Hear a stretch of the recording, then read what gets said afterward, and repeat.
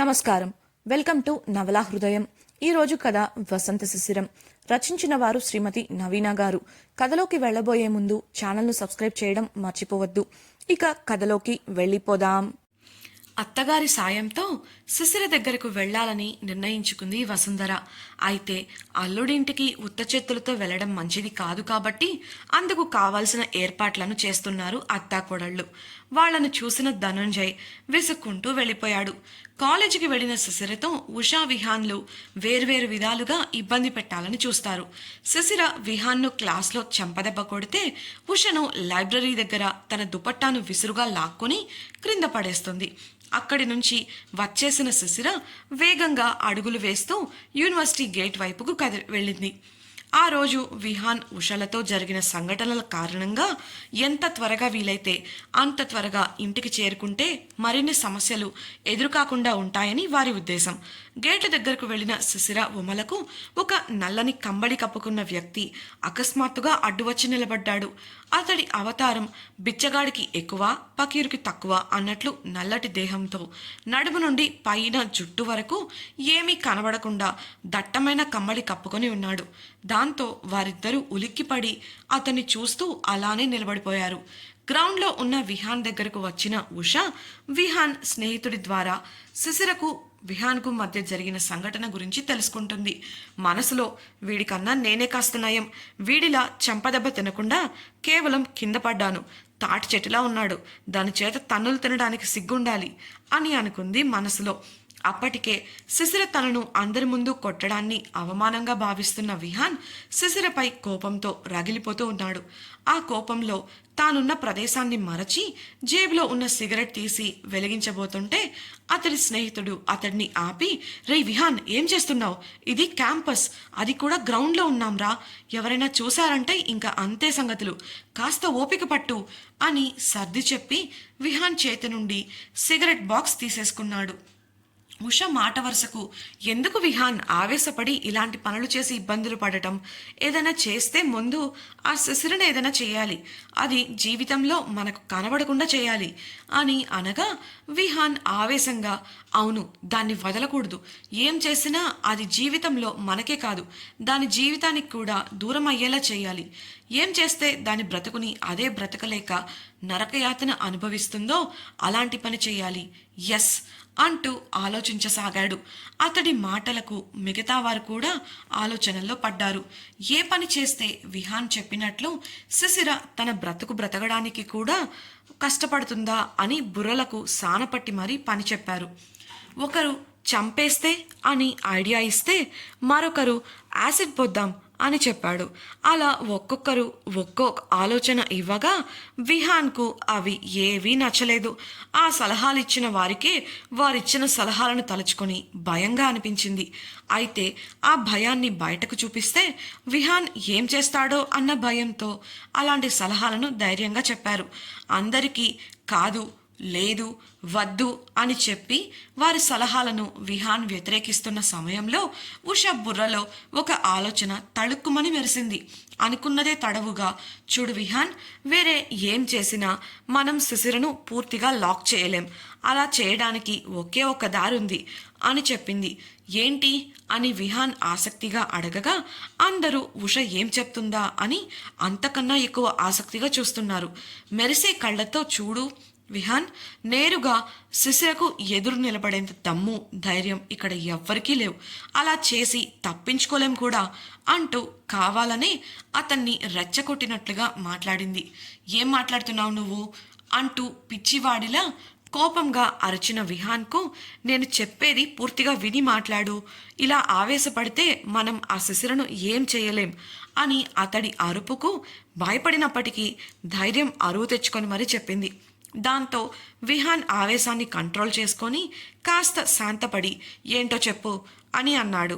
ఉష అతడిని కళ్ళల్లోకి కళ్ళు పెట్టి చూస్తూ, ఆ శిశిరకు నేరుగా ఎదురుపడి ఏ విధంగానూ మనం నెగ్గలేం. అందులోనూ దాని చదువు కారణంగా మన డిపార్ట్మెంట్లోనే కాకుండా ఇప్పుడు ఆ చైర్మన్ కూడా దాన్ని నెత్తిన పెట్టుకుంటున్నారు. సో మనం ఏం చేయాలన్నా దానికి వారంతా రక్షణ కవచంలా మారతారు. అందుకే ఈ క్యాంపస్లో ఉండగా దాన్ని ఏం చేయలేం అని వివరిస్తుంటే ఏదో అర్థం చేసుకున్న విహాన్, అంటే ఏదైనా క్యాంపస్ బయట ప్లాన్ చేద్దామా అన్నాడు సందేహంగా. ఎస్ విహాన్, మనం ఏం చేసినా క్యాంపస్ బయటే చేయాలి. అది కూడా అది చేసింది మనమే అనే ఆలోచన ఎవ్వరికీ రాకూడదు. అలాగే అందులో ఎలాంటి ప్రణాళిక వేయాలంటే శిశిరకు సంజాయిషి ఇచ్చే అవకాశం కూడా దొరకకూడదు అని చెప్పింది ఉష. అంటే రౌడీలను పెట్టించి రేప్ లాంటివి ఏదైనా ప్లాన్ చేద్దామా అన్న విహాన్తో, అది దానికి చాలా చిన్న విషయం విహాన్, థింక్ బిగ్ అని ఈవిల్గా నవ్వుతూ చెప్పింది ఉష. విహాన్ ఆలోచిస్తుంటే, రేప్ చేయిస్తే పోయినసారి జరిగిన హైదరాబాద్ సంఘటన లాగా కొద్ది రోజుల్లోనే కోలుకొని మళ్ళీ కాలేజీకి వచ్చేస్తుంది. ఈసారి అలా జరగకుండా ఇంకా పెద్దగా ఏదైనా ప్లాన్ చేయాలి అని చెప్పింది. అందరూ ఆసక్తిగా వారిని చూస్తుంటే ఉష మాత్రం ఈవిల్గా ఆలోచిస్తున్న విహాన్ ముఖంలోకి చూస్తోంది. ఆమెను గమనించిన విహాన్, విషయం అర్థమై నీ మనసులో ఏదో ఆలోచన ఉన్నట్లుందిగా, అదేంటో చెప్పు అన్నాడు ఆసక్తిగా. అద్ది ఇప్పుడొచ్చావు దారికి అని మనసులో అనుకుంటూ పైకి, ఆ శిశిరకు చదువు, కెరియర్, ఫ్యామిలీ అంటే చాలా ఇష్టం. వీటన్నింటికి ఒక్క దెబ్బతో మనం దూరం చేయాలి.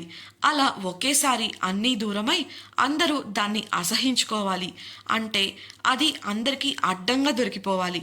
అందుకు నా దగ్గర ఒక మంచి ఉపాయం ఉంది అని చెప్పింది ఉష. సోదాపి ముందు అదేంటో చెప్పు విసుక్కుంటూ అన్న విహాన్కు ఆ మాత్రం ఓర్పు లేకపోతే ఎలా విహాన్ అని గట్టిగా నవ్వి, మొన్న క్యాంపస్కి పోలీసులు ఎందుకు వచ్చారు అని కళ్ళెగరేస్తూ అడిగింది ఉష. నీకు తెలీదా ఏంటి? ఏదో సమయానికి తెలిసింది కాబట్టి సరిపోయింది, లేదంటే మన వాళ్ళు కూడా ఇరుక్కునేవారు అన్నాడు విహాన్. అదే చెబుతున్నా, మన చట్ట ప్రకారం ఏ కేసులో అయినా లూప్ హోల్స్తో తప్పించుకోవచ్చు. కానీ డ్రగ్స్ కేసులో ఇరుక్కుంటే దయాదాక్షిణ్యాలు లేకుండా కోర్టుకి ఈడ్చుకెళ్తారు బాబాయిలు. అలా ఎలాగో దానివల్లే ఈ కేసు ఫైల్ అయింది కాబట్టి దాన్నే ఆ కేసులో బయటపడడానికి లేకుండా ఇరికించేస్తే జీవితాంతం తన కలలకు, కన్నవారికి, కట్టుకున్న వాడికి దూరమై అనుక్షణం చావలేక బ్రతకలేక నరకం చూస్తుంది అని శిశిరపై ద్వేషంగా చెప్పింది ఉష.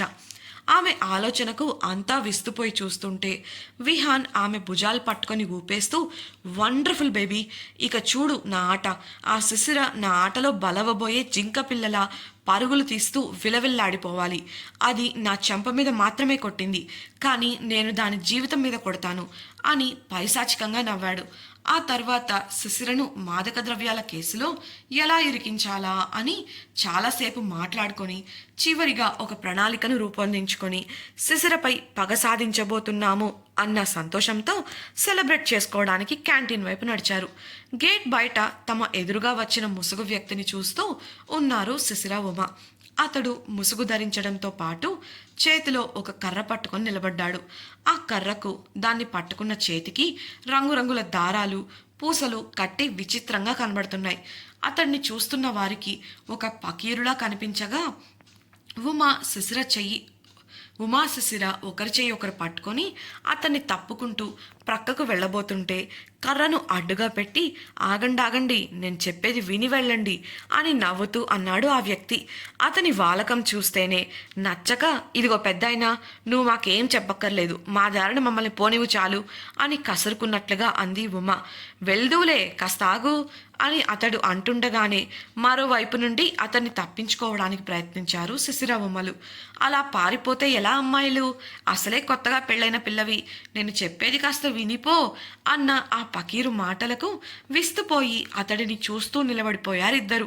శిశిరకు పెళ్ళయింది అన్న విషయం అతనికెలా తెలుసా అని ఆలోచిస్తూ అయోమయంగా ఒకరి ముఖాలు ఒకరు చూసుకున్నారు. ఉమ మాట్లాడుతూ, ఆ విషయం నీకెలా తెలుసు?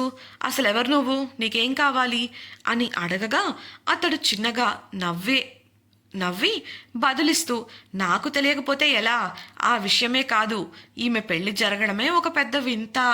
చేసుకోవాల్సిన వాడు పెళ్లిపీటలు ఎక్కకనే కటకటాల వెనక్కి వెళ్ళాడు. మరొకడు వచ్చి ఈమె మెడలో తాళి కట్టాడు. అంతేనా? పుట్టినప్పటి నుండి సమస్యలను చుట్టూ బొమ్మల్లా పెట్టుకుని తిరుగుతోంది. చివరికి తన పెళ్లిలోనే తానొక బొమ్మలా మారిపోయింది అని శిశిర గురించి చెప్పాడు ఆ వ్యక్తి. ఆ వ్యక్తి చెప్పిన ప్రతి విషయం నిజం కావడంతో అతడు అలా ఎలా చెబుతున్నాడు అని సందేహం వచ్చింది శిశిరకు. చిన్నప్పటి నుండి తన జీవితంలో జరిగిన విషయాలను అతడు అలా ఎలా చెబుతున్నాడో ఒక పట్టాన తెలుసుకోలేకపోయింది.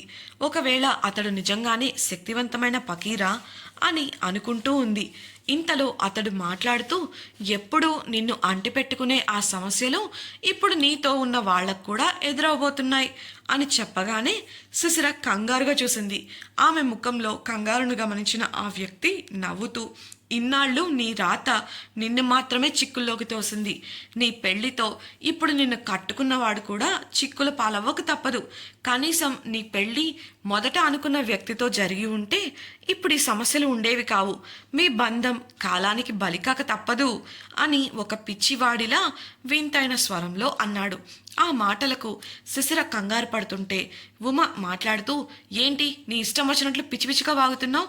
నువ్వు చెప్తే నమ్మేయాలా ఏంటి అని శిశిరను సముదాయిస్తూ, నువ్వివేవి పట్టించుకోకు శిశిర, ఇతనెవరో పిచ్చివాడిలా ఉన్నాడు.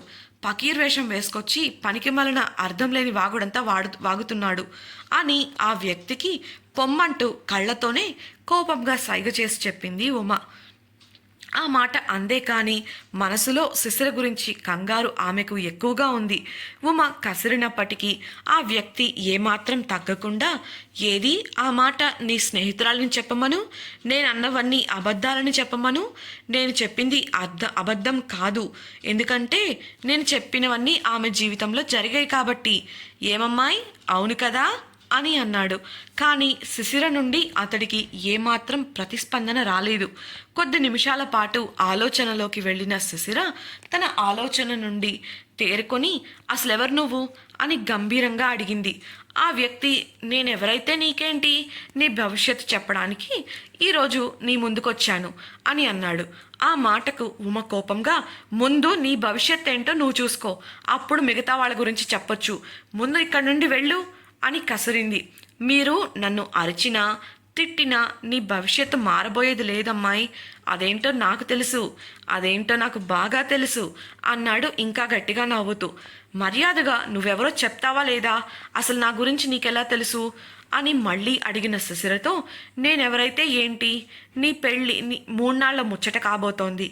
ఇప్పుడు పని మీద వేరే ఊరు వెళ్ళాడు కదా నీ భర్త అని అన్నాడు. అతడు మాట్లాడటం మొదలుపెట్టిన దగ్గర నుండి ఆమెకు మనసులో ఏదో ఆలోచన తొలిచేస్తూ ఉంది. ముక్కు ముఖం తెలియని ఒక వ్యక్తి ఇలా తన దగ్గరకు వచ్చి తన గురించి మాట్లాడడం చాలా వింతగా అనిపించింది ఆమెకు. అతని మాటలు ఆమెలో కంగారును రేకెత్తిస్తుంటే తన మెదడుకు పనిపెట్టింది శిశిర. నా భర్త ఊరు వెళ్ళలేదు, నువ్వు అబద్ధం చెప్తున్నావు, ఈ ఊరిలోనే ఉన్నాడు అని చాలా స్థిరంగా అతడికి చెప్పింది. ఒక్క క్షణం విరామం తర్వాత అతడు మాట్లాడుతూ, నేను కాదు, నువ్వే అబద్ధం చెప్తున్నావు. ఓ, నన్ను పరీక్షిద్దామని అలా చెప్తున్నావా? పరీక్షించు పరీక్షించు, కానీ నా మాటలు నిజం. ఊరికి వెళ్ళిన నీ మొగుడు తిరిగి రాడు, దారిలోనే మార్గాన్ని మార్చి అక్కడికి చేరుకుంటాడు అని అరచేతిని ఆకాశానికి చూపించాడు. ఆ మాటకు వాసు విషయంలో శిశిరకు కాస్త కంగారు కలిగినప్పటికీ దాన్ని తమాయించుకుంది. అవును పకీర్ బాబా, నిన్ను పరీక్షిద్దామని అలా చేశాను, కానీ ఇక్కడ నీ దురదృష్టం ఏంటంటే నువ్వు పరీక్షలో ఓడిపోయావు అని ఉమకు కళ్ళతోనే సైగ చేయగా ఇద్దరు అతడికి 2 వైపులా చెరో రెక్క పట్టుకొని అతడిని కదలకుండా చేశారు. ఆ వ్యక్తి విడిపించుకోవడం కోసం గింజుకుంటుంటే అతడిని ఇంకా గట్టిగా పట్టుకున్నారు. ఏం చేస్తున్నారు మీరు, వదలండి అని ఆ వ్యక్తి అరవగా, ముందు నువ్వెవరో చెప్పు, లేదంటే వదిలే ప్రసక్తే లేదు అని ఖరాఖండిగా చెప్పింది ఉమ. దాంతో తనకు మరో దారి లేదు అని అనుకున్న ఆ వ్యక్తి గింజుకోవడం మాని కుదురుగా నిలబడ్డాడు. అయినప్పటికీ శిశిర ఉమ అతడిని వదల్లేదు. దాంతో ఇక బయటపడక తప్పదు అని నిర్ణయానికి వచ్చిన ఆ వ్యక్తి, నేనెవరో తెలుసుకుంటే మాత్రం ఏం చేయగలవు? నాకు కాబోయి కాకుండా పోయిన కోడలా అని అన్నాడు. ఆ మాటకు ఉమ శిశిర ఇద్దరూ షాక్ అవ్వగా ఇద్దరూ ఆ వ్యక్తి వంక చూస్తూ నిలబడ్డారు. ఆ వ్యక్తి తన శరీరం చుట్టూ ఉన్న కంబళిని తొలగిస్తుండగా అతడు అన్న మాటలకు అర్థం తెలుసుకున్న శిశిర, చక్రధర్ గారు అని అంది. అతడు ముసుగు తీయడం, శిశిర చక్రధర్ పేరును పలకడం ఒకేసారి జరిగాయి. ముసుగు తీసిన చక్రధర్ వికటంగా నవ్వుతూ, పర్లేదే, బాగానే గుర్తుపట్టావు. చాలా తెలివైన దానివే. ఎంతైనా ఆ ధనుంజయ కూతురివి కదా. నిన్ను నా ఇంటి కోడల్ని చేసుకొని మీ నాన్నని నా చెప్పు చేతుల్లో పెట్టుకోవాలని అనుకుంటే సరిగ్గా పెళ్లి సమయానికి వచ్చి పోలీసులు పాడు చేశారు. లేకుంటేనా అని ఒక్క సెకండ్ ఆగి, మనం ఎన్ననుకుంటే ఏంటి, జరిగేది జరగక మానుతుందా? అయినా నేను దొంగ పకీరునై ఉండొచ్చు, కానీ నేను చెప్పిన ప్రతిదీ అక్షరాలా జరుగుతుంది అని అన్నాడు. ఉమా శిశిరలు అతడిని వదిలి దూరంగా జరిగి నిలబడ్డారు. అతడి మాటలకు ఉమ ఉక్రోషంగా, ఇలా ఒక ఆడపిల్లని అడ్డు పెట్టుకొని మీ పనులు చేసుకోవాలని అనుకోవడానికి సిగ్గులేదు మనుషులా మీరు అని అరిచింది.